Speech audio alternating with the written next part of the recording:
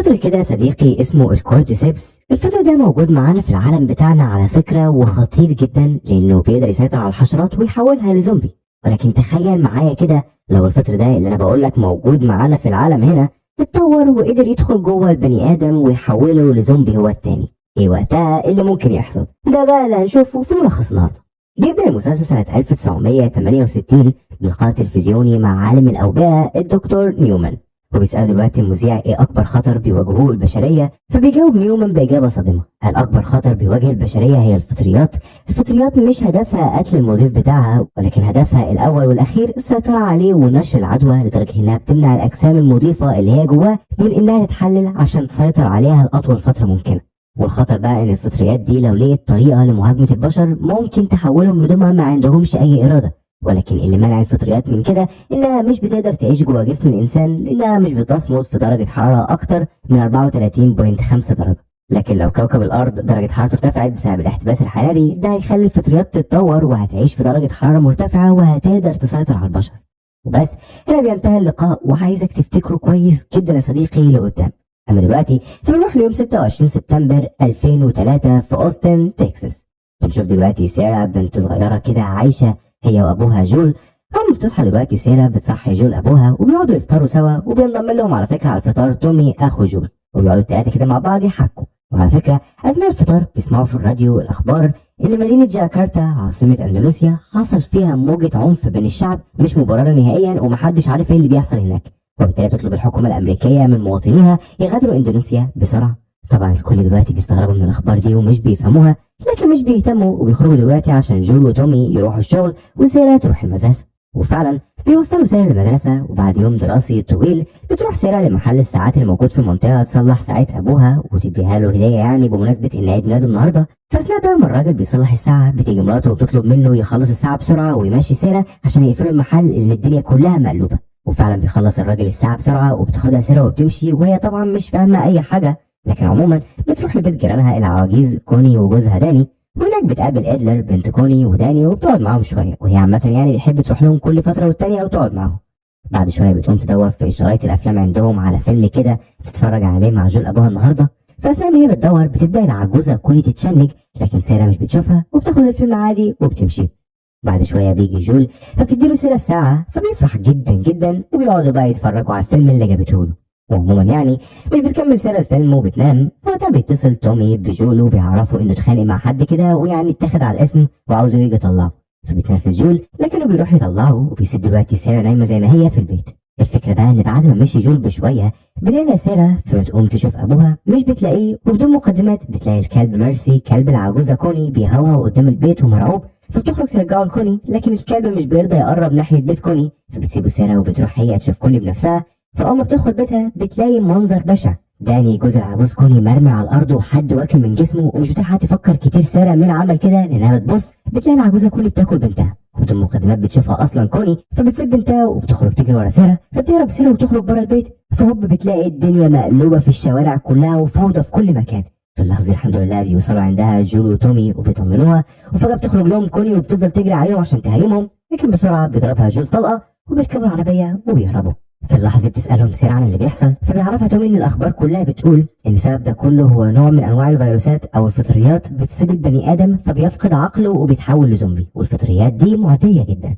عامة بيفضلوا الكل يمشوا بالعربية بسرعة عشان يخرجوا بره المدينة، ولكن في مشكلة وهي ان عربيات الجيش مانعين اي حد يخرج من المدينة. فيحاولوا الكل يلاقوا طريق الجيش مش فيه، ولكن للاسف بيدخلوا الشارع انتشروا فيه الزومبي بشكل كبير، وبيكون الشارع كل اللي فيه بيجروا والزومبي بيحاولوا يمسكوهم. فبيرجعوا بظهرهم عشان يهربوا من هنا، لكن فجأة بتقع طيارة في مكان قريب وبيحصل انفجار كبير، والطيارة دي وقعت على فكرة بسبب ان فيها ناس اتحولوا لزومبي.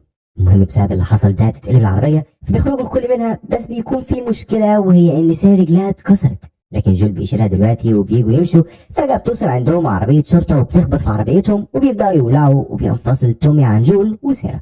فيقول دلوقتي لجول روح على النهر ونتقابل هناك، فبيشيل جول سارة وبيمشي على طول على النهر، لكنه بيلاقي قدامه زومبي فبيحاول يهرب منهم، لكن في واحد منهم بيشوفه وبيطلع يجري وراه. وبنشوف يا صديقي ان الزومبي هنا غير اي زومبي شفناهم في حياتنا، انهم سرعة واقوياء جدا. المهم ان جول بيفضل يهرب منه لحد ما بيكون الزومبي هيوصل له، لكن بيجي دلوقتي جندي وبيقتل الزومبي. بس ما تفرحش قوي لان الجندي لما بيلاقي سيرة مصابه بيفتكرهم اتعضوا من زومبي وهيتحولوا، فبدون مقدمات بيضرب عليهم نار وبتتصاب سيرة. اما جول فبيتحدف بعيد، ووقتها على فكره بيجي الجندي يقتله، ولكن بيوصل تومي وبيقتل الجندي. وهنا بيركزوا الكل مع سيرة لانها بتحتضر، وبيكون جول هيتجنن جدا على بنته اللي بتموت. وفي مشهد حزين للاسف بجد بتموت سيرة بين ايدين ابوها. وبس يا سيدي، بعد اللي حصل ده بتمر 20 سنة كاملة، وبنكون دلوقتي في سنة 2023 في مدينة بوسطن. بنشوف حاليا طفل ماشي في الشارع وتحسه تعبان شوية. فالمهم يعني بيوصل الطفل عند بوابات مدينة بوسطن أو اللي باقي منها، يعني لأن العالم حاليا اتدمر بسبب الزومبي، والمكان ده في بوسطن هو معزول وبيحكموه قوات اسمها قوات فيدرا. المهم إن الطفل بيقع قدام البوابات، فبيروح جندي هناك من ورا البوابات وبياخده لعند الدكتور. بس للأسف الدكتور لما بتكشف عليه بتلاقيه مصاب بالفيروس، فبسرعة بتحقنه بحقنة قاتلة عشان خاطر يرتاح. بعد شوية بتكون جثة الولد ده عند محرقة الجثث، وبنعرف إنهم بيقتلوا المصابين لأن لحد دلوقتي وبعد 20 سنة على انتشار الوباء لسه مفيش علاج. المهم إننا بنلاقي دلوقتي وسط الناس اللي بيحرقوا الجثث دول جول، واللي بيكون كبر جدا يا صديقي وعجز شوية. فعامة يعني بعد ما بيخلص جول شغله في حرق الجثث بيروح ياخد مقابل الشغل اللي عمله النهارده، واللي هي عبارة عن كوبونات تقدر بيها تاخد أكل وشرب من فيدرا. في الوقت ده بياخد جول الكوبونات وبيروح لواحد من جنود فيدرا صديق ليه كده، وبياخد من الجندي ده شوية كوبونات حلوين وسجاير، واللي هي بالمناسبة بقت حاجة نادرة جدا حاليا. المهم يعني بيديله في المقابل حبوب مخدرة. بعدها بيسأله جول عملت ايه في الموضوع بتاع الشاحنة اللي قلت لك عليها قبل كده، فبيعرفوا الجندي انه ظبط له كل حاجة وقريب جدا هيقدر يخرج من هنا. وهو بيظبط للموضوع ده ان فيدرا منعين اي حد يخرج او يدخل من المدينه. عامة بيروح دلوقتي جول بعدها لراجل كده، المفروض يعني ان الراجل ده عنده راديو، فالناس كلها عامة هنا في المدينة بيقدروا يتواصلوا من خلاله مع اي حد قريبهم بره المدينة. وبالتالي بيديله دلوقتي جول سجاير وبيسأله هل جه رد من اخوه، فبيعرفوا الراجل انه بعت رسالة لاخوه تومي من 3 اسابيع لكنه ما ردش، ودي اول مرة يعملها. وقتها بيطلع جول الخريطة اللي معاه وبيطلب من الراجل يعرفه مكان البرج اللي بيراسل عليه تومي، فبيعرفوا الراجل مكانه، فبيسيبوا جول وبيمشي. وبنعرف هنا ان جول على فكرة بيجهز طريقة كده يخرج بيها من المدينة يدور على اخوه تومي، لان تومي عايش في مدينة تانية خالص، لكنهم كانوا بيتواصلوا دايما، لكن حاليا بقالهم 3 اسابيع مش بيتواصلوا، فقلق عليه جول جدا. فالمهم بيروح البيت وبيفضل بقى يدرس الخريطة لحد ما بيتعب فبينام. لما بيصحى بقى بيلاقي صديقته تيس عنده في البيت، وتيس دي تبقى صديقة جول من زمان جدا وبينهم شغل وكمان يعني بيحبها. المهم ان تيس بتكون مضروبة علقة محترمة، وبتعرفوا دلوقتي ان اللي ضربها هو روبرت. وهنا بقى بنعرف انهم ادوا فلوس لشخص كده اسمه روبرت عشان يتصرف لهم في بطارية عربية هيستخدموها في الشاحنة بتاعة الجندي ويهربوا بيها عشان يدوروا على تومي. وحاليا بتعرفوا بقى تيس ان روبرت قرر يبيع البطارية دي لناس تانية وضحك عليها، ولما واجهته ضربها. طبعا جول اتعصب جدا وبيقعدوا دلوقتي يفكروا في طريقة يوصلوا بيها لروبرت الزبالة ده. وعلى فكرة بعد شوية بيقدروا ان هم يوصلوا لواحد كده يعرفهم روبرت هيبيع البطارية فين، فبيقرروا ان هم يروحوا لهناك عشان يعني ياخدوا البطارية منه وينتقموا على اللي عملوه في تيس. على الناحية التانية بقى يا صديقي بنشوف جماعة كده اسمهم الفاير فلايز. الفاير فلايز دول هم جماعة ضد فيدرا لانها حاكمة ايدها على المدينة والبلد كلها عامة، وبتعامل الناس بقمع وديكتاتورية. المهم ان مارلين رئيسة الجماعة بتكون مجتمعة دلوقتي مع مساعدتها كيم، فوقتها بتسألها كيم ليه عمالين يعملوا تفجيرات في أماكن مختلفة في المدينة. بتعرف مارلين إنها بتحاول تشتت رجالة فيدرا عن منطقة الغرب، وده لأنها هتستخدمها قريب جدا وهتهرب من المدينة هي وإيلي. مين إيلي؟ ده بنعرفه صديقي لما بتروح لها مارلين حاليا، وبتطلع إيلي هي بنت صغيرة المفترض إن مارلين خطفتها من ملجأ أيتام تابع لفيدرا من 3 أسابيع. وبتسألها إيلي حاليا خطفتها ليه؟ فبتقول لها مارلين أنا ما خطفتكيش، أنا زمان سبتك في الملجأ عشان تكوني في أمان، اما حاليا فانا جبتك لاني ههربك بره المدينه لانك مهمه جدا بالنسبه لي وبالنسبه للعالم كله. طبعا مش بتفهم ايه اي حاجه، فبتسال مارلين هو انت امي؟ فمارلين بتقول لها لا مش امك، لكني هساعدك وههربك لانك مهم. وتعرفها انها تقول لها الحقيقه دلوقتي، ولكن ما ينفعش تقول الحقيقه دي لاي حد لانها تكون عرضه للقتل. وفعلا بتقول لي بقى الحقيقه بتاعتها، واللي احنا صديقي مش بنعرفها حاليا ولكن هنعرفها قدام. اما دلوقتي فبنرجع لجون وتيس وبيكونوا دلوقتي في طريقهم لروبرت. وفي الوقت ده على فكره بيقدروا يوصلوا للمكان اللي كان بيبيع فيه روبرت البطاريه للشخص التاني، وبيلاقوا روبرت ورجالته كلهم مقتولين، والناس اللي كان بيبيع لهم هم كمان ميتين، وده بسبب ان البطاريه اللي اصلا كان روبرت باعها مرتين دي اصلا بايظه. فعامة يعني بيفضل دلوقتي جولي يلف في المكان هنا لحد ما فجأة بتهجم عليه إيلي، فبيضربها وبيوقعها على الأرض. بعدها بتجيله مارلين وكيم وبيكونوا هما التانيين مصابين، وبنعرف انهم اصلا اللي كانوا جايين يشتروا البطاريه من روبرت عشان يعني يهربوا إيلي من هنا، لكن البطاريه طلعت بايظه، فقامت معركه بينهم وبين روبرت ورجالته. وكمان بنعرف من كلامهم ان جول يعرف مارلين من زمان لان تومي كان شغال معاها، واصلا هي اللي بعدت تومي عن هنا لانها طلبت منه قبل كده يمشي من المدينه ويقوم بمهمات تانية بره. المهم ان مارلين بتكون مصابه وبتموت، فبتطلب منهم يعني ان هم يهربوا إيلي من المدينه، ولما يهربوها هيروحوا بيها لمقر حكومي مهجور وهيسلموها هناك للناس تبع مارلين، وفي المقابل الناس دول هيدوهم عربيه مجهزه يدوروا بيها براحتهم بقى على تومي. في اللحظه دي الكل اترددوا لكنهم في الاخر وافقوا وبياخدوا دلوقتي إيلي وبيرجعوا بيها على بيت جول. وفي الليل بيخرجوا بقى عشان يهربوا من المدينه، واللي بيكون فيها على فكره حظر تجوال من جنود فيدرا عشان يعني محدش يقدر يخرج من المدينه، لكنهم بيمشوا في المواسير وبيقدروا يخرجوا من بلعات كده بره المدينه. وبتكون إيلي على فكره فرحانه لان دي اول مره من يوم ما اتولدت تخرج بره المدينه. عامه بيكملوا هروبهم، ولكن من حظهم السيء ان في جندي بيثبتهم بسلاحه، وطبعا لانه شايفهم بيهربوا فافتكر انهم مصابين وقريب جدا هيتحولوا، فهربوا قبل ما حد يعرف.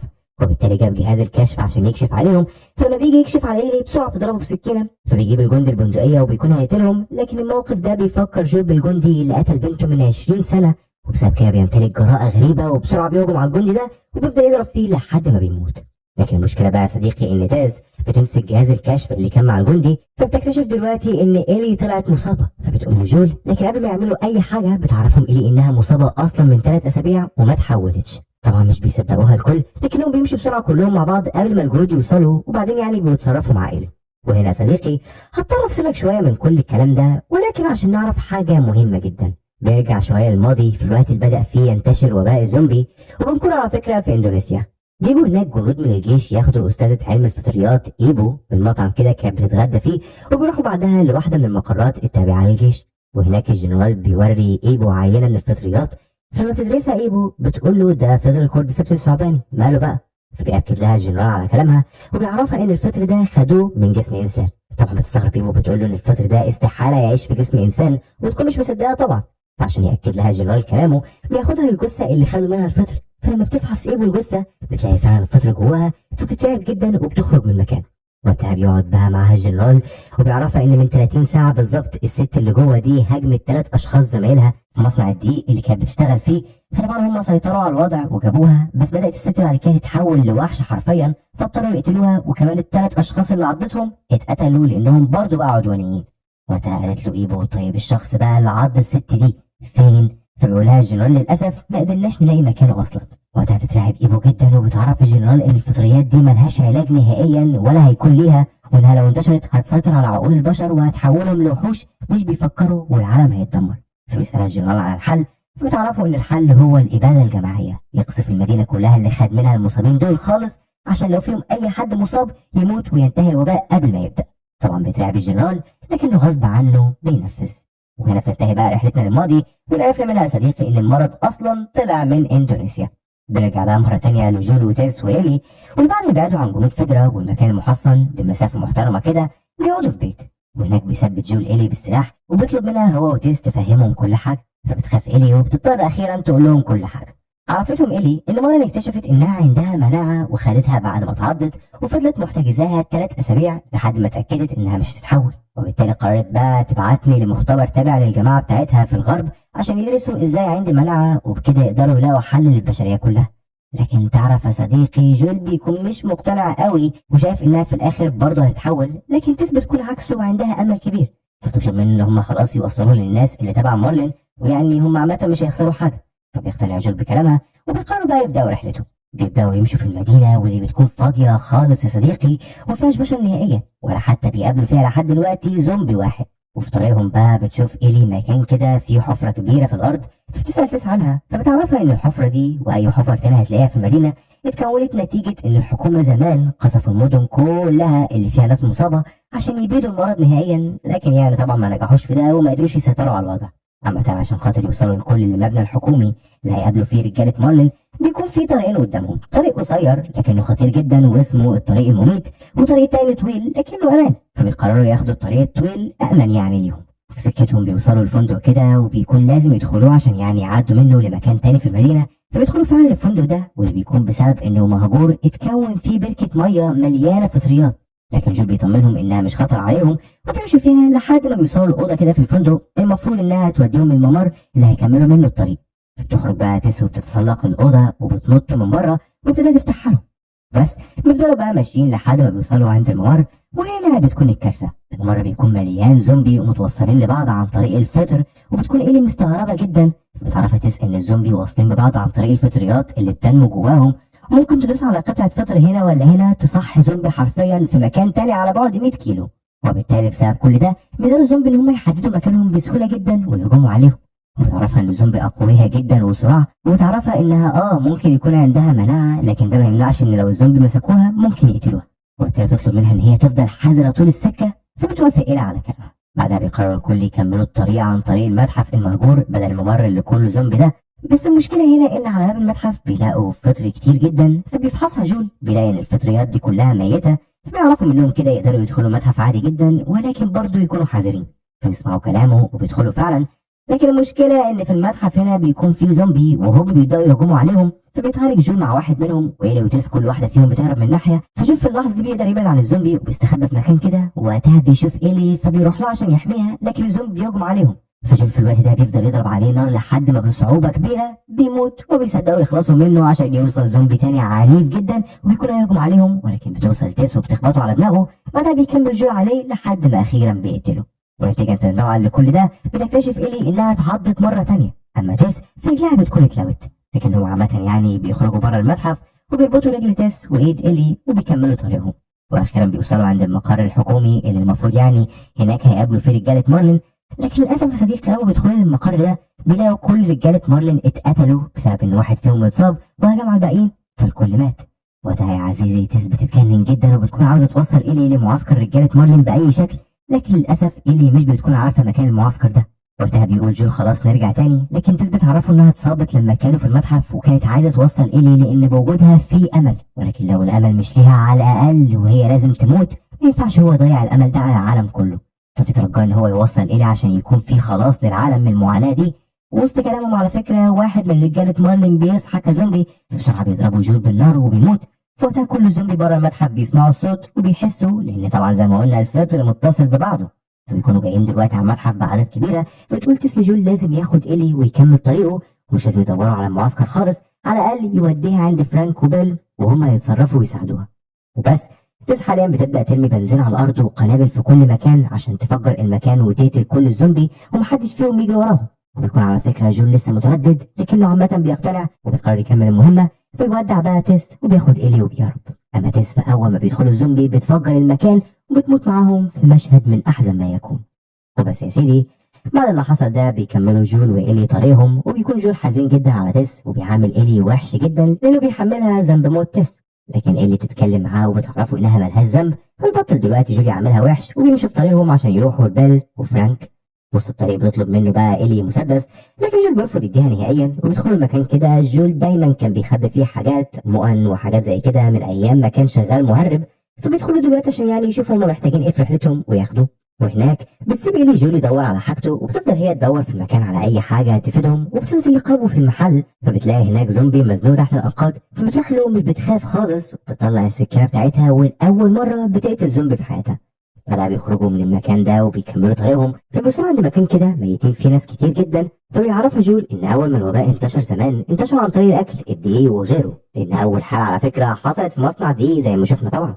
بعدها الاكل ده نزل الاسواق وكان الاكل فيه فطريات، وفي ظرف يومين بدا الوباء وبسرعه العالم اتدمر.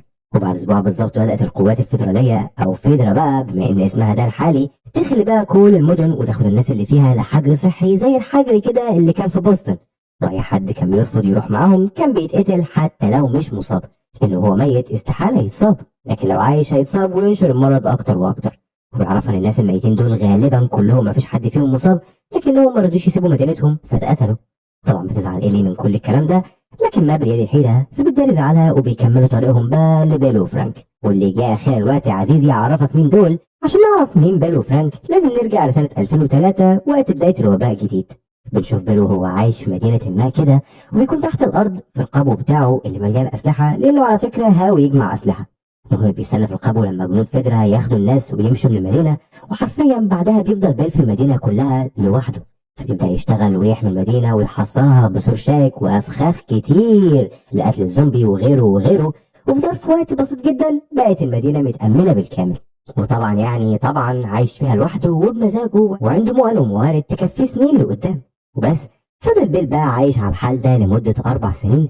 لكن في سنة 2007 بالصدفة في شخص عادي مش زومبي خالص وقع في فخ من أفخاخه. فطبعا راح له دلوقتي بيل وعارف إن الشخص ده اسمه فرانك، وعارف إنه كمان مش مصاب، فقرر يستضيفه في البيت عنده. والأيام بقى بتعدي وصداقتهم بتزيد أكتر وأكتر، وأخيرا بيلاقي بيل الونس، فبيفضلوا بقى عايشين مع بعض لحد 2010. وفي 2010 قدر فرانك يوصل لجول وتيس عن طريق ارسال راديو ليه بالصدفه، فاستضافهم في المدينه عنده، مع ان دي ما كانتش اصلا رغبه بيل، لكنه عمل كده عشان يعني يدخلوا ناس جديده حياتهم. بس يا سيدي فضلوا بقى اصدقاء، وكان دايما بينهم وبين بعض شغل، زي ان جول وتيس يهربوا لهم حاجات من الحجر الصحي بتاع بوسطن، وهم بدورهم يدوهم سلاح وغيره، وفضلوا دايما على تواصل بالشكل ده مده طويله وكونوا صداقه كبيره. وهنا بقى بنجري لسنه 2023 وبنشوف ان بيل وفرانك لسه عايشين سوا، لكنهم عجزوا جدا، وفرانك المرض اشتد عليه وبقى عايش على كرسي بعجل، وبيل حاليا هو اللي بيرعاه. لكن فرانك خلاص جاب اخره، فبيعرف بيل حاليا انه قرر يموت نفسه النهارده عشان يريح نفسه من الالم اللي بيحس بيه. ولان صديقي بيل صديق ليه جدا، فقرر هو كمان يموت معاه، والاتنين خدوا سم وماتوا سوا. وهنا اخيرا بنخرج من الذكريات دي وبنرجع لجول وإيلي، وبيوصلوا مدينه فرانك وبيل، وبيدخلوا بعد كده للبيت هناك. فطبعا مش بيلاقوا اي حد، وهناك على فكرة بتلاقي إيلي رسالة سايبها بيل، وبيكون سايبها لجول لأنه عارف إن هو وتيس بس اللي هيقدروا يوصلوا للبيت ده، لكن أي حد تاني هيموت بمجرد ما يوصل للسور. بس جول وتيس كانوا عارفين الفخاخ وعارفين كمان كلمة سر الباب. المهم إن بيل بيكون قايل في الجواب كل حاجة، وكمان بيودع في الجواب ده جول لأنه كان صديق عزيز ليه، وبيعرفه في الجواب إن كل حاجة في البيت تحت أمره، يقدر ياخد كل اللي هو عاوزه أو يعيش هنا لو هو عاوز. في اللحظة بيزعل جول جدا لما بيعرف انهم كلهم ماتوا، لكنه بيبدأ بعد كده يلف في البيت وبياخد كل اللي هو محتاجه من أسلحة وغيره. وبتكون إيلي على فكرة عاوزة سلاح، لكنه برضه بيرفض يديها أي حاجة، وبيسيبها وبينزل يجهز عربية بيل عشان يتحركوا بيها. في الوقت ده بقى بتكون إيلي بتلف في البيت وبتلاقي مسدس من بتوع بيل، فبتاخده وبتخبيه من غير ما جول يشوفها. بيجي لها بعد كده جول وبيعرفها انه صلح العربيه خلاص، وبيعرفها انهم هياخدوا العربيه ويبداوا يلفوا سوا يدوروا على اخوه تومي. ولما هيلاقوه تومي هيقدر ان هو يوصلهم لمعسكر الفاير فلايز لانه اصلا واحد منهم. وبس كده يا صديقي بيركبوا الاثنين العربيه بتاعت بيل وبينطلقوا في طريقهم عشان يوصلوا لتومي. بيفضلوا الكل ماشيين في طريقهم مده طويله على الخريطه اللي كان خدها جول قبل كده لمكان اخوه، وكل شويه على فكره يقفوا في الطريق ياخدوا بنزين من اي عربيه لو في وشهم ويرجعوا يكملوا طريقهم، وهكذا وهكذا لحد ما بقى بيتعب جون من السواقه. فبيقفوا في غابه كده وبيخيموا النهارده وبياكلوا سوا ويفضلوا يتكلموا كتير جدا، ويبان على فكره يا صديقي انهم بيقربوا لبعض اكتر واكتر، وبيحس جون انه لقي بنته من تاني. وفي نهايه اليوم عامه يعني بيناموا، وتاني يوم اول ما بيصحوا على طول بيكملوا طريقهم من تاني على الخريطه. وفي السكه بتسال إيلي جول ازاي بعد عن اخوه تومي، فبيعرفها جول ان بعد انتشار الوباء هو وتومي انضموا لعصابه كده في بوسطن، وتعرفوا في العصابه دي على تيس وفضلوا شغالين سوا كلهم. لكن بعد فترة سابهم تومي وراح ينضم للفاير فلايز لأنه نفسه يكون بطل ويعمل حاجة تفيد البشرية. بس من مدة كده سمع جول إنه انشق عنهم وعايش لوحده، فعشان كده هو بيدور عليه عشان يعني يحميه زي زمان. وبيبان كده على فكرة صديقي إن جول متأثر جدا بسبب حبه الكبير لأخوه. لكن في المجمل بيكملوا طريقهم وبيوصلوا لعند نفق كده المفترض يمشوا منه، لكن النفق بيكون مقفول، فبيقرر جول إن هو يلف حواليه. وفي سكتهم بيلاقوا الحجر الصحي بتاع فيدرا في المدينة هنا، لكنه بيكون مهجور، وطبعا بيستغربوا من حاجة زي دي، بس مش بيهتموا وبيكملوا طريقهم. وفجأة بيلاقوا شخص واقف قدامهم عامل نفسه مصاب وبيطلب مساعدتهم، لكن جو بيكون عارف كويس جدا ان ده كمين، فمش بيقف خالص وبيفضل يجري وبيحاول يهرب منهم لحد ما للاسف بيعدي على شوك من اللي بيفرقع العجل، وللاسف كاوتش العربية كله بيبوظ ومش بيقدر يسيطر على العربية وبيدخل بيها في محل.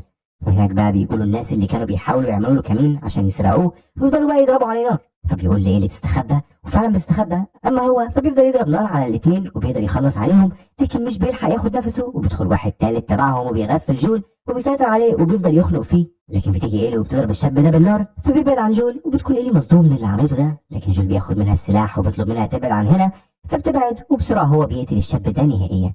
بعدها بقى بياخد إيلي وبيحاولوا يهربوا من هنا، وبيلاقوا على فكره ناس كتير زي عصابه كده تبع الشباب اللي اتقتلوا من شويه دول بيدوروا عليهم، فبسرعه بيستخبوا إيلي وجول. وعلى الناحيه التانيه بقى بيروح العصابه دي بالجثث اللي لقيوها لزعيمتهم واللي اسمها كاسلين بالمناسبه، بيعرفوها ان الثلاثه زمايلهم ماتوا، فبتزعل جدا كاسلين انهم من رجالتها، وبتؤمر دلوقتي كل رجالتها يدوروا على اللي عمل كده ويجيبوه باي شكل كان. وفعلا بينتشروا دلوقتي رجالتها يدوروا على اي حد غريب دخل المدينه ان اكيد هو اللي عمل كده. على الناحيه التانيه بقى بيكونوا جول وإيلي مستخبيين كده في حاله، وبنشوف ان بعد ما ايلي انقذت حياه جول بداوا يقربوا لبعض اكتر واكتر، لدرجه انه حاليا بيديها سلاح ويعلمها ازاي تستخدمه، وتحس كده انه بدا يحس زي ما قلت لك انها زي بنته بالظبط ويحبها.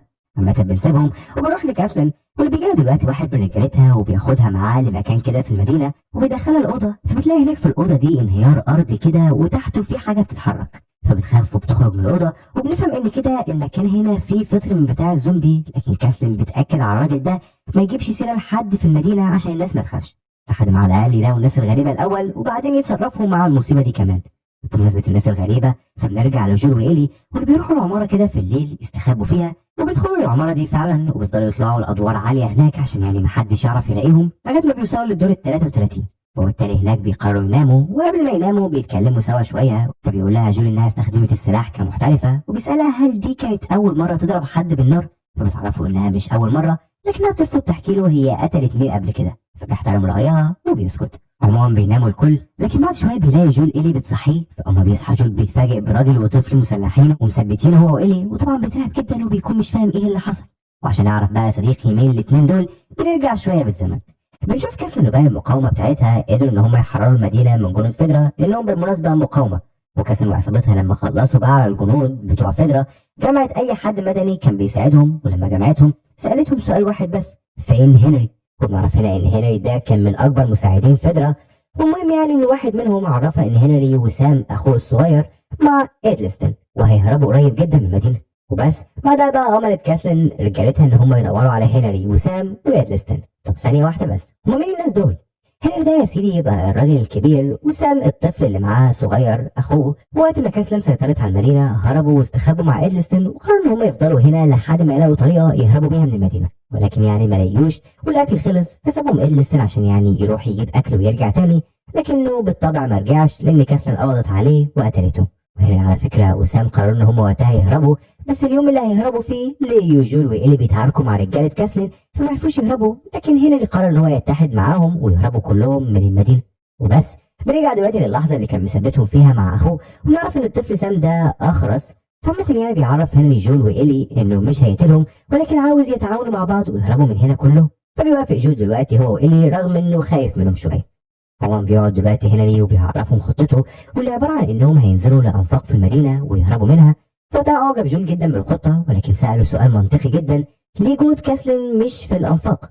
فعرفوا هنري ان الناس فاكرين ان فيدرا حابسين الزومبي في الانفاق، فبيخافوا كلهم ان هم ينزلوا، لكن انا كنت شغال مع فيدرا اصلا ومتاكد ان مفيش اي زومبي هناك، وبالتالي هنهرب بكل سهوله من هناك. ورغم يا صديقي ان الخطه دي فيها مغامره لان جول مش عارف الطريق دي خالص، الا انه بيوافق. وفعلا الاربعه بيتحركوا بقى وبيدخلوا الانفاق وبيمشوا فيها لحد ما بيوصلوا الاوضه كده تحت الارض، فبيقعدوا فيها لحد الليل. وهناك بتقعد بقى إيلي مع سام وبيتكلموا. اما هنري فبيقعد يتكلم مع جول. جول دلوقتي سأل هنري هي ليه كاسلين بتطاردكم؟ فبيعرفوا هنري ان قائد المقاومه مايكل اخو كاسلين مات على ايد جنود فيدرا بعد ما هنري سلموا ليهم. فبيسالوا جول ليه سلمته اصلا؟ فبيعرفوا هنري ان سام كان عنده لوكيميا والعلاج كان عند جنود فيدرا بس، وبالتالي ما قدرش ياخدوا منهم غير لما يسلم لهم مايكل، وعشان كده اضطر ان هو يسلم لهم مايكل، وبالتالي كاسلين عاوزه تقتله. في اللحظه بيتصدم جول جدا لكنه بيتفهم على الاقل الموقف بتاع هنري.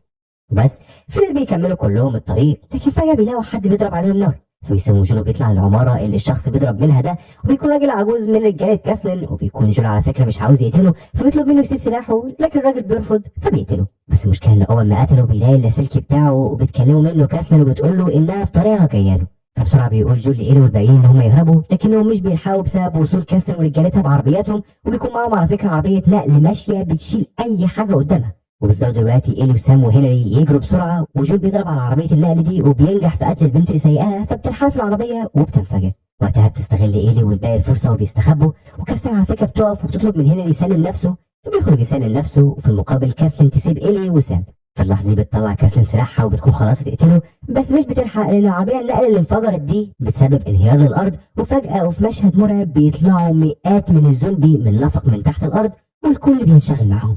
والفوضى دي بتنتشر يا صديقي في كل حته، فبيتفرقوا الكل عن بعض، وبتفضل إيلي تهرب من الزومبي، وجول من فوق بيقتل اي زومبي يهجم عليها او على اللي معاها. اما إيلي فبتلاقي دلوقتي الزومبي اتلموا على سام، فبتروح بسكينه وبتفضل تقتل فيهم بكل شجاعه، والحمد لله بيكون سام بامان. فبياخد دلوقتي هنري إيلي وسام وبيهربوا الكل، لكن قبل ما يروحوا لجول بتجيلهم كاسلين وبتثبتهم، وقبل ما تقتلهم بيجي زومبي وبيهجم عليها وبيقتلها، وهم بسرعه بقى بيهربوا وبيروحوا لجول.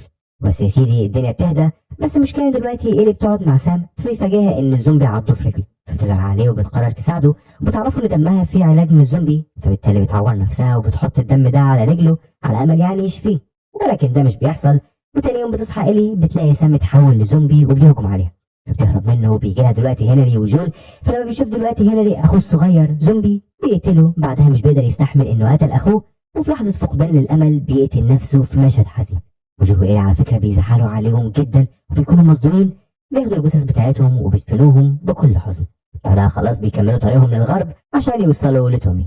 وبس يا سيدي بيعدي 3 شهور على كل ده، وبنشوف دلوقتي ان الشتاء جه والتلج كمان في كل مكان هو خير دليل. وسط التلج ده بنلاقي جول وإيلي لسه مكملين زي ما هم عشان يوصلوا لتوم. بيفضلوا ماشيين وسط التلج مدة طويلة لحد ما بيوصلوا عند نهر، والليل هناك على فكرة كان خلاص بيليل، فعشان كده بيقرر جول انهم يخيموا هنا وتاني يوم يكملوا طريقهم. وفعلا بيخيموا وبيقعدوا بقى يتكلموا شوية مع بعض، وبتكون إيلي محبطة لأنها حاولت تعالج سام بدمها زي ما شفنا قبل كده لكنها فشلت، وبسبب كده حاسة إن الفاير فلايز مش هيقدروا يصنعوا من دمها أي علاج.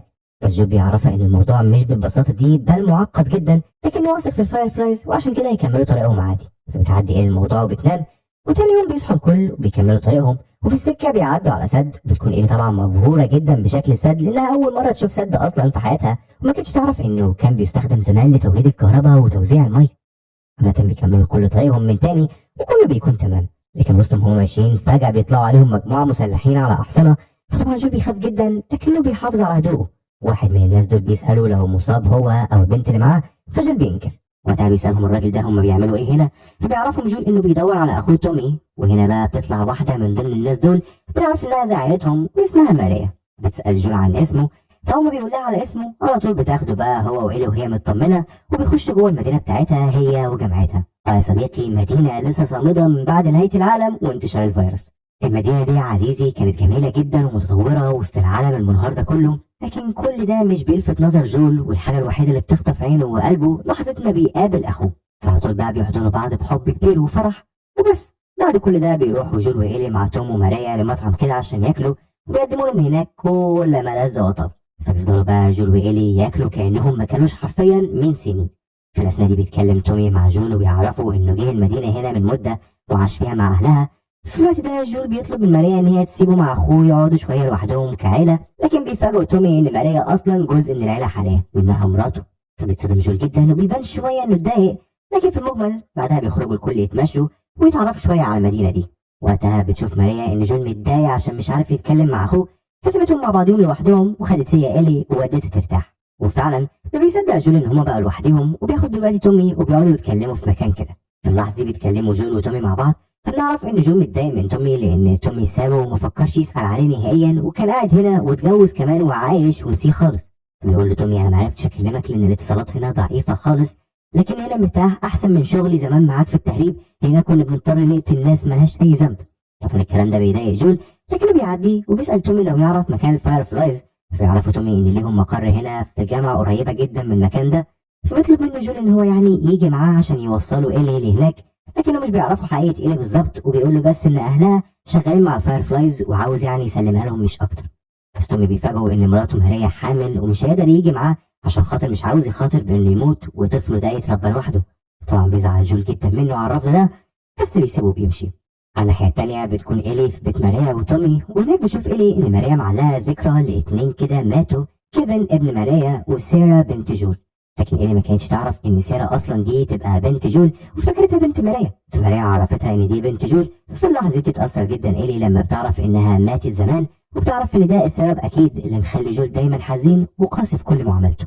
بمناسبه جول بقى بيروح لتومي تاني وبيطلب منه ما يزعلش من كل اللي حصل منهم الصبح، فبيعدي جول الموقف وبيعرف اخوه اخيرا حقيقه إيلي بالكامل. بعدها قال له انا ما بقتش يا تومي زي زمان، انا عجزت وخايف اوصلها لوحدي لان الطريق هتكون خطر، فارجوك وصلها انت وده هيكون اخر طلب اطلبه منك.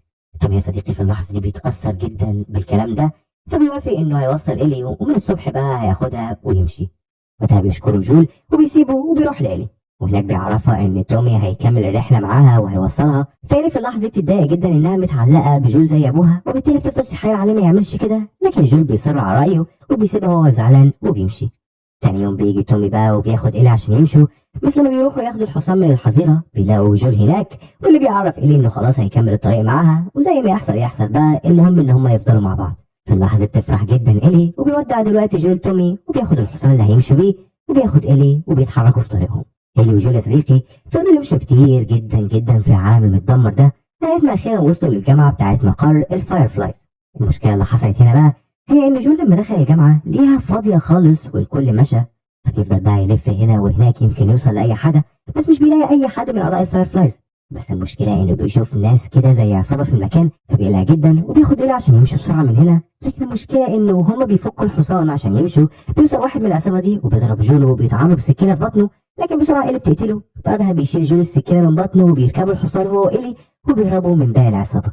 بعد شويه مشي كتير جدا جول خلاص بيحس انه صبر زياده عن اللزوم واستحمل كتير، فهوب بيقع مغمى عليه. فبتقعد بقى إلي جنبه وهي حزينه جدا ومش عارفه تعمل ايه، لكنها مش بتستسلم وبتاخده البيت كده كان موجود جنبيهم في المكان وبتفضل هناك تحاول تعالجه. في اللحظه دي جول كان فاق تاني، لكنه لسه مازال بينزف وبيحس انها النهايه، فبيطلب من إلي انها تمشي وتسيبه وترجع تاني لتومي اخوه وهو هيحميها. في الوقت ده إلي كانت خلاص غصب عنها هتمشي، لكنها اللحظة وقفت كده وافتكرت موقف حصل معاها زمان. فبنرجع بالزمن شوية وبنشوف إلي وقت ما كانت بتتعلم في ملجأ تابع لقوات فيدرا. يا صديقي إلي كانت تابعة فيدرا زمان، بس ما كانتش يعني تعرف إنهم زبالة. المهم تكون حاليا بتتمرن مع باقي البنات اللي معاها، لكن فجأة كده بتتخانق مع واحدة من البنات اللي معاها وبيضربوا في بعض، وبناء عليه بس رأيها مدير الملجأ واللي كان ظابط كده اسمه كوانج. عرفها كوانج إنها ذكية وتقدر تكون برتبة محترمة وسط قوات فيدرا، ولكن لو استمرت على افعالها دي هتكون جندي ملهاش اي لازمه مش اكتر من كده. فبتعتذر له إلي وتعرفوا انها مش تعمل كده تاني وبتسيبه وبترجع اوضتها. وهناك بتفضل إلي تقرا لانها بتحب القرايه جدا، لكنها بتكون متضايقه بسبب ان صاحبتها رايلي زميلتها في الاوضه سابت الملجأ من فتره وهربت. طبعا بتكون حزينه جدا انها بقت لوحدها، لكنها مش بتهتم قوي باحزانها حاليا وبتقفل النور وبتنام. بس مش بيعدي وقت طويل وبتلاقي حد كده كاتم نفسها، فبسرعه بتضرب الحد ده وبتوقعه، بس بتطلع صاحبتها رايلي. فطبعا بتفرح جدا انها رجعت تاني، لكن رايلي بتعرفها انها ما رجعتش ولا حاجه، وبتعرفها كمان انها مشيت وغابت عشان انضمت للفاير فلايز، وحاليا جايه بس عشان خاطر تشوفها وتطمن عليها. طبعا اللي بتتصدم من كل ده لكنها بتفرح برضو انها قابلت صديقتها من تاني. في اللحظه دي بتعرض عليها رايلي انها تيجي معاها مشوار كده لانها عامله لها مفاجاه. في الاول اللي بتتردد لان ده مش قانوني، لكن في الاخر بتقرر تروح مع رايلي. فبيخرجوا سوا من الملجأ ده من غير ما حد يشوفهم، وبيفضلوا يتنططوا من مبنى لمبنى لحد ما بيوصلوا قدام المجمع التجاري اللي موجود في وسط المدينه. وبتعرف رايلي بقى إلي انهم هيقضوا النهارده اليوم في المجمع التجاري ده لان دي المفاجاه. بس إلي يا صديقي بتقلق لان المفروض قوات فيدرا قافله المجمع ده بسبب كميه الزومبي اللي موجوده فيه، لكن رايلي بتعرفها ان ده كذب، فبتصدقها إلي وبتدخلوا المول وبتشغل دلوقتي رايلي الكهرباء بتاعه المكان من مولد كده كان موجود هنا، وبيفضلوا يلفوا فيه. وبتكون إلي مبهوره جدا بكل الجمال اللي شايفاه حتى من السلم الكهربي، لانها طبعا عمرها ما جربت حاجه زي دي ابدا. لكن رايلي مش بتسيبها وبتفضل تلفف في المكان هنا وهناك، وبيفضلوا يلعبوا كتير جدا. وسط كل ده بتسالها إلي هي ليه انضمت اصلا للفاير فلايز وسابت فيدرا، فبتعرفها رايلي انها هتتم 17 كمان كام شهر، وده السن اللي هتخرج فيه من ملجأ فيدرا وهتبدا بعد كده تنضم لقوات فيدرا. المشكله هنا هي انها عرفت من كوانج انها هتكون جندي مش اكتر من كده وهتحمي الصرف الصحي. طبعا كانت مش مبسوطه بحاجه زي دي نهائيا. بالصدفه قابلت مارلين زعيمه الفاير فلايز في المدينه وعرضت عليها انها تنضم ليهم، فوافقت جدا لان كده احسن ليها. عامة إلي بتتفهم رأيها وبيكملوا لعب في المكان لحد ما في النهاية بتاخدها رايلي عند المكان اللي بتنام فيه في المجمع هنا عشان تديها هدية، كتاب كانت لقيته من مدة وشريته لها هنا. بس المشكلة يا صديقي إن في الوقت ده بتشوف إلي عندها متفجرات، فبتتضايق إنها بتكون شايفة إن صاحبتها إرهابية وممكن في يوم تفجرها هي بالمتفجرات دي من رايلي في الفاير فلايز وهي تبع فيدرا. وبسبب كده بتقرر إن هي تسيبها وتمشي، لكن قبل ما تمشي بترجع في كلامها إن رايلي برضه صاحبتها، فرجعت لها فعلا. قبل ما يحاولوا يعملوا اي حاجه فجاه من العدم هجم عليهم زومبي كان في المجمع هنا وهم ما يعرفوش. المهم ان الزومبي بيكون شرس جدا ويفضل يهجم عليهم كتير، وبتفضل تتعرف في بطنه، لكنه طبعا مش بيموت من الطعن في البطن وخلاص بيكون هيخلص عليهم. بس بعد علاء كبير بترشاله السكينه في دماغه فبيموت اخيرا. لكنهم للاسف مش بيحاولوا يفرحوا بسبب انهم بيكتشفوا ان هما الاثنين الزومبي قدروا يعضوهم، فبيقعدوا دلوقتي هما الاثنين في حزن كبير مع بعض وهما مستنيين موتهم المحتوم في اي لحظه. حزن يا صديقي لان إلي ما كانتش تعرف في الفتره دي انها عندها منع. في المجمل المفروض بقى ان رايلي ماتت، ومارلين من اللحظه دي خدت بقى إلي لما ما ماتتش وعرفت ان عندها منع. بعدين بقى خلاص احنا عارفين بقيه القصه، اديتها جول وكل الكلام اللي شفناه من بدايه الفيديو. المهم بننتهي هنا رحلتنا في الماضي وبنرجع لإلي في الوقت الحالي. وبتقرر انها ما تستسلمش عشان خاطر جول ما يموتش زي صاحبتها رايلي. فبسرعه بتجيب خيط كده وابره وبتبدا تخيط له الجرح بتاعه عشان يبقى كويس ويكملوا رحلتهم اللي بدأوها سوا. بس للاسف جول بيفضل تعبان ومش بيفوق وجرحه بيكون محتاج ادويه، وفوق كل ده ما بيكونش معاهم اي اكل. فبتقرر ايه بقى تخرج تصطاد شويه اكل عشان خاطر ياكلوا. فبتسيب جول وبتطلع، لكنها بتوعده انها هترجع له في اسرع وقت. بعدها بتخرج وبتفضل بقى تلف على اي حاجه تصطادها. وفي نفس المدينه دي على فكره اللي هم فيها حاليا بنشوف مطعم كده موجودين فيه جماعه عايشين وعلى راسهم قس اسمه ديفيد. ديفيد حاليا بيواسي جماعته لان في حد منهم اسمه إليك مات. المهم ان ديفيد بيفضل يواسي فيهم، بالاخص هانا بنت إليك. لكن تحس كده يا صديقي ان الناس هنا ما حدش فيهم مقتنع بكلام ديفيد، بس في المجمل بيسمعوه لغايه ما بيخلص وبيسيبوه وبيمشوا. وقتها بيقعد بقى ديفيد مع صديقه ومساعده جيمس وبيسأله هل الناس بطلت تثق فيا؟ فبيقول جيمس الكل بيثق فيك لسه، ولكن الظروف الصعبة اللي عدينا بيها آخر فترة من قلة أكل وغيره مضايقة الكل. ديفيد في اللحظة دي سأله عن مخزونهم بتاع الأكل، فعرفوا جيمس إنه قليل جدا ومش هيكفيهم أسبوع على بعض. فبيقرروا دلوقتي الكل يطلعوا يصطادوا. على الناحية التانية بتلاقي إيلي غزالة كده، فبتقعد في مكان وفي اللحظة المناسبة بتضرب الغزالة بالرصاصة وبتقدر تسيبه، لكن الغزالة بتكون لسه فيها الروح فبتفضل تجري لحد ما بتقع ميتة قدام جيمس وديفيد. فعلى طول بقى بيقرروا إن هم ياخدوها ويرجعوا لجامعتهم، بس قبل ما يعملوا كده هوبا بتوصل إيلي وبتثبتهم بسلاحها وبتجبرهم ينزلوا سلاحهم. وقتها بيفضل بقى ديفيد يقول لها أنا جماعتي كبيرة ومش لاقيين أكل، فأرجوك سيب لنا نص الغزالة على الأقل وخد أنت النص. فبيطلب منهم إيلي إن هم يجيبوا لها دواء للالتهابات عشان تستخدمه مع جول وهتديهم النص. ديفيد في اللحظة دي بيوافق وبيبعت دلوقتي جيمس إن هو يجيب الدواء. فلغاية ما يجيب جيمس الدواء بيدخلوا هما كده في مكان يقعدوا فيه ويتدفوا شوية من برد الشتاء. في الأثناء دي بيتكلم ديفيد مع إيلي وبيفضل يسألها عن الدواء اللي محتاجاه لإيه، فبتقول له إيلي مالكش دعوة. وقتها بيبدأ ديفيد يتكلم معاها ويقول لها تعرفي الدنيا دي غريبة جدا، يعني أنا من كام يوم بعت كام واحد من جماعتي يجيبوا أكل ومؤن، لكن بالصدفة قابلوا راجل وبنت وقامت بينهم معركة وفي واحد من رجالتي اتقتل على إيد البنت الصغيرة اللي كانت مع الراجل. وسبحان الله بعد يوم واحد قابل بنت صغيرة مع أبوها المصاب وموجودين في المدينة. وهنا بقى صديقة تصدم إيلي لأنها بتعرف إنه بيتكلم عنها هي وجول، فبسرعة بترفع سلاحها على ديفيد وجيمس اللي فجأة ظهر من وراها ومعاه البندقية. لكن ديفيد بيطمنها وبيخلي جيمس إن هو كمان يديها الدواء اللي هي كانت عاوزاه، فبتاخد إيلي الدواء وبتهرب من المكان بسرعة وبترجع لجول. وأخيرا بتديله الدواء، بس للأسف الحال كما هو عليه ومفيش أي فرق. وعند ديفيد دلوقتي بيرجع معاه جيمس الغزالة لباقي جماعتهم، وهناك بيعرفهم ديفيد انه ليه البنت وابوها اللي كانوا دلوقتي سبب في موت إليك، وبيعرف الكل انه يخرج يدور عليهم وهيقتل الاب، اما الطفلة فهيجيبها تعيش معاهم هنا عشان ملهاش اي ذنب. بعدها بيقعدوا الكل ياكلوا بكل هدوء، وتاني يوم بتخرج بقى إيلي عشان يعني تشرب الحصان بتاعها ميه، لكن المشكلة انها بالصدفة في الوقت ده بتشوف ديفيد مع كام واحد وكلهم مسلحين، فبتعرف انهم بيدوروا عليها هي وجول. فبسرعة بترجع لجول وبتفضل تحاول تصحيه، فبيصحى لكنه بيكون مشوش جدا ومش مركز، بس ده مش بيفرق مع إيلي وبتديله سكينة وبتعرفه إن في ناس جايين عايزين يقتلوهم، لكنها هتخرج تشتتهم ولو أي حد دخل عليه لازم يقتل بالسكينة دي أي حد يشوفه. بعدها بتاخد الحصان وبتخرج عشان تشتت ديفيد واللي معاه، لكن للأسف جيمس بيشوفها وبيضرب الحصان فبيقع وبتقع إيلي مغمى عليها. وقتها بقى بيطلع جيمس سلاحه وبيكون هيقتلها، وكل اللي معاه دلوقتي بيشجعوه على قتلها عشان يعني حق إليك صاحبهم، لكن لما بيعملوا كده بيوصل ديفيد وبيوقفهم وبيشيلها دلوقتي عشان يرجع بيها للمدينة، وبيأمرهم بعد كده هم كمان يدوروا في البيوت اللي هنا عن أبو البنت دي ويقتلوا. فعلا بينتشروا الكل هنا وهناك يدوروا على جول، وواحد منهم بيدخل البيت اللي موجود فيه جول، لكن لحسن الحظ جول بيكون بدأ يستعيد صحته وكمان استخبى. فأول ما بيدخل الراجل ده بينقض جول عليه وبيطعنه بالسكينة طعنة واحدة بس بتقتله في الحال. وجول بيقف عند كده، لا ده بيقدر يمسك 2 تانيين من الجماعة وبيربطهم وبيفضل بقى يعذب فيهم واحد ورا التاني لحد ما واحد فيهم في الآخر بيعرفوا مكان إيلي، فبيقتلهم جول بسرعة وبيسيبهم وبيخرج يدور عليها. بمناسبة إيلي بقى، فإيلي يا صديقي بتصحى بتلاقي نفسها في قفص حديد وقدامها ديفيد، فديفيد فضل يحاول يتكلم معاها بالحسنى عشان يعني تنضم لجماعته لأنه لقيها قوية واقتنع بيها جدا إن هي تبقى واحدة منهم، بس هي بتكون عدائية جدا معاه، في نفس الوقت ترتاح شوية وبيخرج عشان يجيب لها أكل.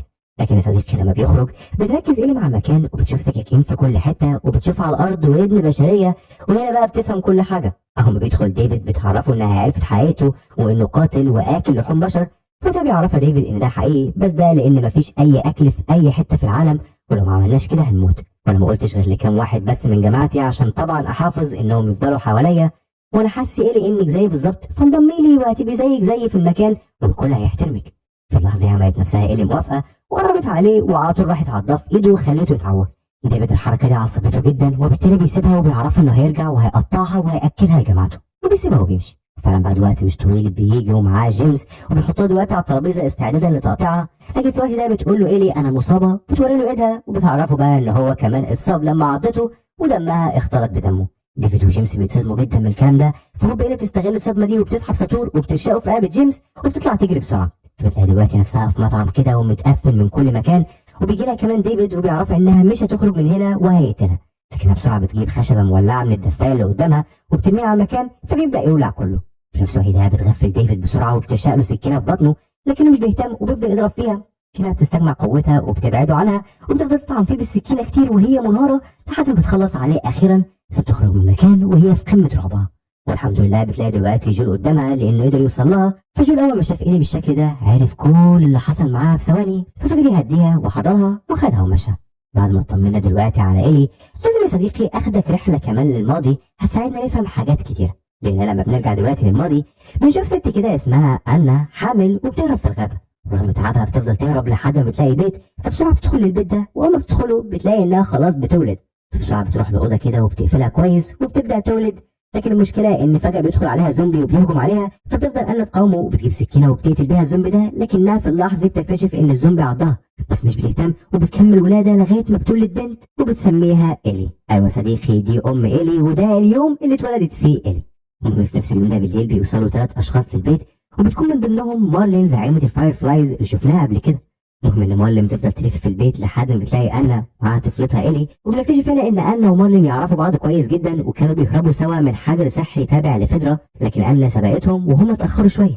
المهم ان انا بتوري مارلين عضة الزومبي وبتكذب عليها وبتقول لها ان بنتها ايلي مش مصابه، انها قطعت الحبل السري قبل ما الزومبي يعضها.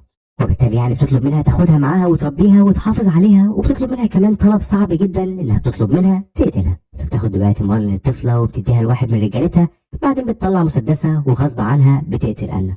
لكنها بعد اللي حصل ده بتقرر غصب عنها تودي ايلي لملجأ تابع لفيدرا عشان تتربى بامان هناك. وبكده نكون شبه عرفنا يا صديقي ليه ايلي عندها مناعه ضد وباء الزومبي. ببساطه ان امها اتعضت وهي بتولدها.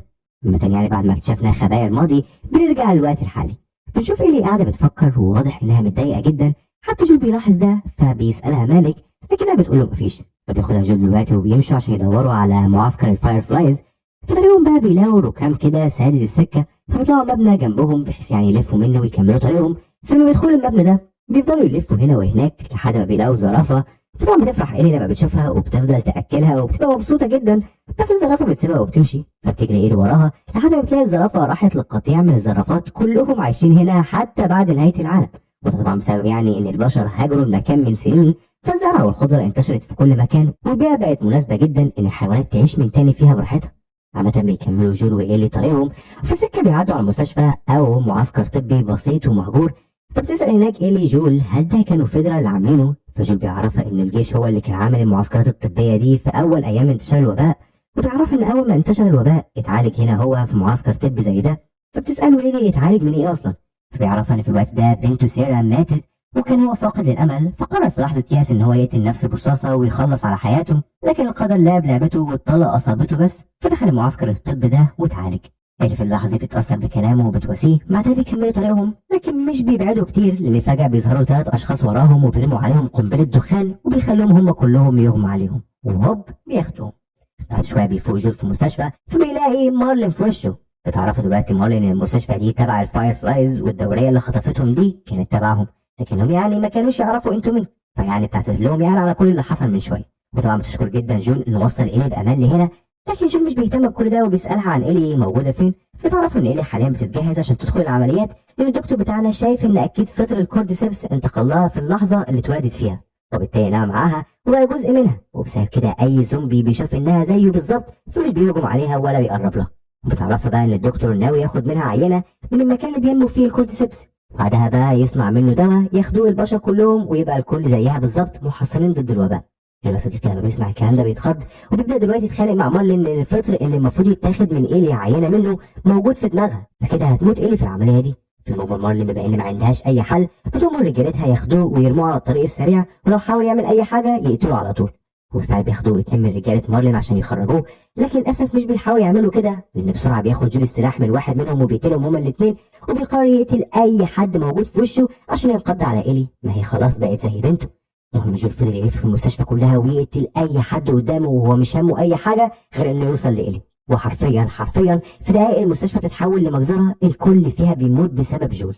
بعد ما خلص جول على الكل بيوصل لأوضة العمليات وبيلاقي إيلي متخدرة والدكتور خلاص هيبدأ العملية، فبسرعة بيقتل الدكتور هو التاني وبياخد إيلي وهي متخدرة وبينزل الجراج يجيب عربية ويهرب. بس فجأة هناك بتجيله مارلين ومعاها سلاح وبتثبته، فجول مش بيرد عليها وبيضربها طلقة في بطنها، فبترجاه مارلين ما يقتلهاش بس هو بيخلص عليها برضه. ليه؟ لأنه عارف إنها أكيد هتدور تاني على إيلي ومش هتسيبها في حالها. وبس يا سيدي بيحط دلوقتي إيلي في العربية وبيمشي. بعد فترة بتفوق إيلي وبتسأله هو إيه اللي حصل، فبيكذب عليها وبيقول لها انهم ما قدروش يصنعوا علاج من دمك، وتم الهجوم بعد كده على المستشفى من ناس غريبه والكل ماتوا، فخدتك ومشيت. طبعا اللي ما كانتش مقتنعه بس صدقته وخلاص، وكملت دلوقتي مع جون. بعد شويه بقى بتعطل العربيه منهم فبيسيبوها وبيكملوا الطريق ماشيه على رجليهم عشان يعني يروحوا لتومي ويعيشوا معاه هناك. بس في السكه بتقف إيلي وبتقول له انت قبل كده سالتني عن اول مره قتلت فيها. انا كان ليا صديقه عزيزه اسمها رايلي، للاسف اتعضت ولما اتحولت لزومبي قتلتها بنفسي. بدأ تطلب منه ان هو يقول لها بقى بدوره الحقيقه ويعرفها ايه اللي حصل في المستشفى، انها مش مصدقه الكلام اللي هو قاله. لكن جول بيصر على كلامه وبيعرفها انه بيقول الصدق، فبتصدقه وبيكملوا بقى طريقهم لتومي. وبس يا صديقي بيخلص الموسم الاول من المسلسل، وقريب جدا على فكره هينزل الموسم الثاني وتاكد اننا هنلخصه على طول. وبس كده، سلام.